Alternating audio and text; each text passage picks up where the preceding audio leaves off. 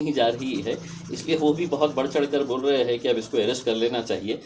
सिर्फ गुस्से में जोश में बोल देना कि इसको अरेस्ट करो करके उसमें नहीं होता है खैरे साहब, थोड़ा सा। इसीलिए मैं कहता हूँ कि पढ़े लिखे होना बहुत ज़रूरी है राजनीति के अंदर लोग। जमावबंदी का गुनाह, मास्क नहीं डालने का गुनाह, जुलूस करने का गुनाह, धारा 144 तोड़ने का गुनाह। जमावबंदी बोलते 144 का जो उन्होंने उल्लंघन किया वो ये होने के बाद में कलेक्टर ने इनके ऊपर एमपी के ऊपर एक्शन लेना चाहिए जिसने ये पूरा कायदे का उल्लंघन किया है, कानून का उल्लंघन किया है। उसको अरेस्ट होना चाहिए, सब कुछ होना चाहिए उसके ऊपर। कलेक्टर नहीं किया तो कलेक्टर के ऊपर एक्शन होना कलेक्टर चाहिए। साहब देखिए, कल रात में करीब 10 साढ़े 10 बजे औरंगाबाद के जिलाधिकारी ने पत्रकार परिषद लेकर ये फैसला किया है कि औरंगाबाद का जो लॉकडाउन है वो अब नहीं रहेगा। तो उसके बाद लोगों को यकीन नहीं हो रहा था कि इतना बड़ा फ़ैसला ले लिया गया है।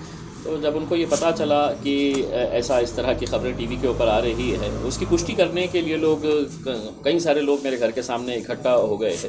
उन्हें सिर्फ कंफर्म करना था, और जब उन्हें ये पता चला कि हाँ ये कैंसिल हो गया तो उनका उत्साह देखते ही बनता था। और मुझे जब अंदर पता चला कि इतने सारे लोग इकट्ठा हुए हैं तो मैं बाहर आया, और मैं बाहर जैसे ही आया तो सारे लोगों की खुशी देखते ही बनती थी, और वो लोगों ने अपने कंधे के ऊपर बिठा लिया। उस वक्त मुझे ये एहसास नहीं था कि इतने सारे लोग आए हैं करके।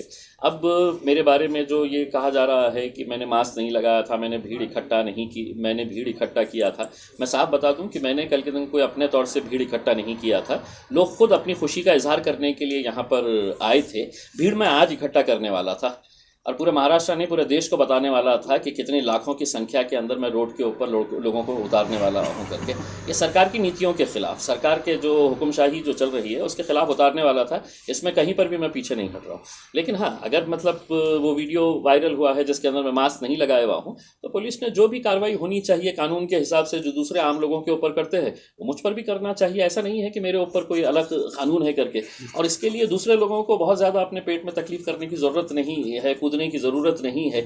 इतना ही जोश और उत्साह अगर उन गरीबों के लिए अगर दिखाते तो शायद ये फैसला बहुत पहले हो गया होता। उसमें जो अहम मुद्दा था उसके टाइम के ऊपर तो खामोश बैठे। अब इम्तियाज़ जलील के लिए इतना जोश दिखाया जा रहा है कि जेल भेजना है करके।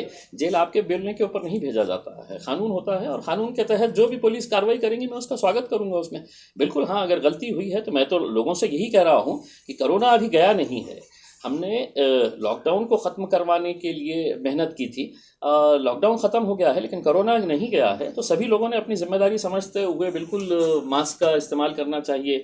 जितने जो जो एहतियात कर सकते हैं वो बिल्कुल करना चाहिए। सर, क्या बीजेपी वालों पे आप भी करेंगे? 15 दिन पहले उन्होंने भी मोर्चा निकाले अनिल देशमुख के ऊपर। देखिए, जिनके पास कोई काम रहता नहीं है तो वो इस तरह से उछल कूद करते रहते हैं। अब इन लोगों के पास कुछ काम रहा नहीं है, अब इम्तियाज़ जलील मिल गया है तो उछल कूद कर रहे हैं। अब उनको पता चल गया है कि साहब इतना बड़ा काम हुआ है, और हमसे ये गलती ये हुई है कि हम भी अगर इस मोर्चे के अंदर शामिल हो जाते गरीबों के नाम के ऊपर, तो 2 लोग आपको भी आशीर्वाद दे देते थे। अब कुछ मिला नहीं है तो अब ये फुट्टे ढोल की तरह बजते फिर रहे हैं पूरे शहर के अंदर। सर, चंद्रकांत खैरे ने मांगनी की है कि इम्तियाज़ जलील के ऊपर गुनाह दाखिल करना मैं चाहिए। बहुत इज्जत करता हूँ मैं चंद्रकांत खैरे साहब की। वो मेरे शहर के, मेरे ज़िले के तो सांसद रहे हैं, खासदार रहे हैं, और उनका मैं सम्मान करता हूँ। मैं उनको यही कहूँगा कि मैंने तो आपको बुलाया था, मैंने आपको ये दावत दिया था, आपको निमंत्रण दिया था कि इन गरीबों के लिए आप आइए और आप इसका नेतृत्व करिएगा करके। लेकिन आपके साथ प्रॉब्लम यह है कि आप हर चीज़ के अंदर जाति धर्म, हिंदू मुस्लिम यही करते रहते हैं। गरीब लोग आज जो है इस फैसले से बहुत ज़्यादा खुश है, और उनकी खुशी शायद मेरे हिसाब से खैरे साहब को देखी नहीं जा रही है, इसलिए वो भी बहुत बढ़ चढ़ कर बोल रहे हैं कि अब इसको अरेस्ट कर लेना चाहिए। खैरे साहब अगर थोड़ा सा पढ़ ले कि अगर मास्क पहनने के लिए अगर अरेस्ट करना, अगर ये कानून अगर है तो मेरे हिसाब से पूरी जेलें भरी रहती है। खैरे साहब ने थोड़ा सा बोलने से पहले थोड़ा सा कायदे कानून, अगर उनके अतराफ़ में कोई 1-2 लोग अगर पढ़े लिखे रहे तो उनसे पूछ लेना चाहिए कि मतलब कायदे कानून क्या होते हैं, इसके कौन से सेक्शन, कौन से एक्ट के तहत क्या किया जा सकता है। सिर्फ गुस्से में जोश में बोल देना कि इसको अरेस्ट करो करके उसमें नहीं होता है खैरे साहब, थोड़ा सा। इसीलिए मैं कहता हूँ कि पढ़े लिखे होना बहुत ज़रूरी है राजनीति के अंदर लोग। नहीं, ये बहुत बुरी बात है। जब जमावबंदी आदेश आने के बाद में हम जुलूस करते हैं इधर जोर से, ये कौन सा पद्धत है?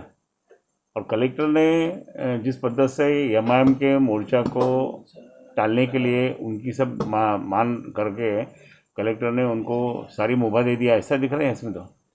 मतलब कलेक्टर ये एमआईएम को बढ़ा रहा है, बढ़ावा दे रहा। और जिस पद्धति से जल्लोश कर रहे हो, जैसा बहुत कुछ जीत के आ गई है। अरे जिसके घर में कल 43 लोग हमारे संभाजीनगर में जिले में गुजर गए कोरोना काल में, तो उनके घर की परिस्थिति जाके देखो ना पहले, फिर जल्लोश करो ना। ये 43 लोगों की ये श्रद्धांजलि है क्या? और ये 43 लोगों की जिस पद्धति से उन्होंने मतलब जोर जोर से जल्लोश करे, यानी कि उनको खुशी हो रही है। और ये कलेक्टर के आदेश से सब चल रहा है।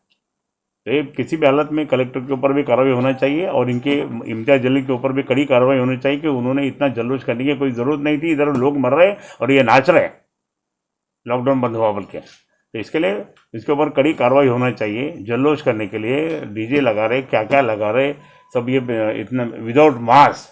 तुम एक आधा शहर में अगर कोई नागरिक जा रहा होगा, उसका मास्क नीचे भी आया तो उसको 500 रुपये दंड कर रहे हैं। प्रेस वालों को भी अभी मुझे बताया गया कि प्रेस वालों को भी गाड़ी में से निकाल के उनको मार के उनको क्यों नहीं किया करके बता रहे हैं। तो मैं ये कहूँगा कि इसके एमआईएम के ऊपर क्या एक्शन ले रहे हैं कलेक्टर ने, एमआईएम के ऊपर क्या एक्शन ले लिया ये बताने हैं उसने। तो कलेक्टर अपने मनमर्जी से काम करता, किसी ऑफिसर से सहयोगी ऑफिसर से भी बात नहीं करता।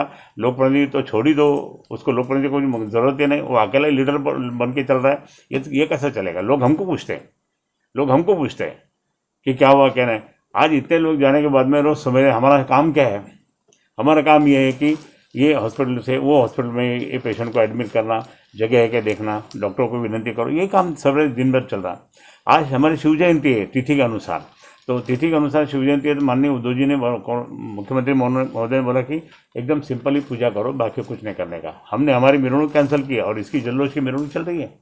मिरवणुक ही थे ना, अभी मैंने देखा तो इसको परवानगी कौन दिया? पूरे प्रशासन ने पूरा इसका जवाब देना चाहिए अपने संभाजीनगर के नागरिकों को कि जिसको इतना कोरोना से मुक्ति मिली नहीं, कोरोना से कोई जो मुक्त मिलेगा उसको जाके पूछो, और जिसके घर में जो पेशेंट गुजर गए होंगे उनको जाके पूछो। ये तो एक बहुत बड़ा अपमान है। गुना दाखिल करने की मांग है। जमावबंदी का गुनाह, मास्क नहीं डालने का गुनाह, जल्लोश करने का गुनाह, धारा 144 तोड़ने का गुनाह। जमावबंदी बोलते 144 का जो उन्होंने उल्लंघन किया, वो ये होने के बाद में कलेक्टर ने इनके ऊपर, एमपी के ऊपर एक्शन लेना चाहिए जिसने ये पूरा कायदे का उल्लंघन किया है, कानून का उल्लंघन किया है। उसको अरेस्ट होना चाहिए, सब कुछ होना चाहिए उसके ऊपर। कलेक्टर नहीं किया तो कलेक्टर के ऊपर एक्शन होना चाहिए। कलेक्टर साहब ने होली